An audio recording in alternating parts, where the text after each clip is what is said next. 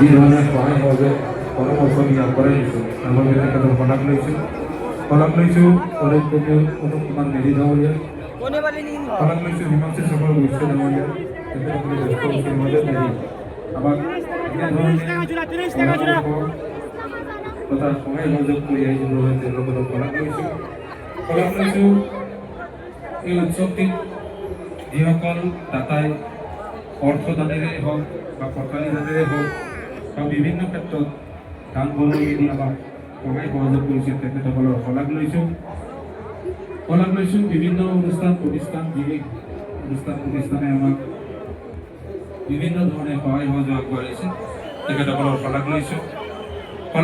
ফলাফলি পৌৰসভাৰ পৌৰ প্ৰশাসনক তেখেতসকলে ওতঃপ্ৰোতভাৱে আমাৰ লগত জড়িত হৈ থাকে ৰাস মহোৎসৱ উদযাপনৰ ক্ষেত্ৰত তেখেতসকলৰ যি সহায় সহযোগিতা তাৰ বাবে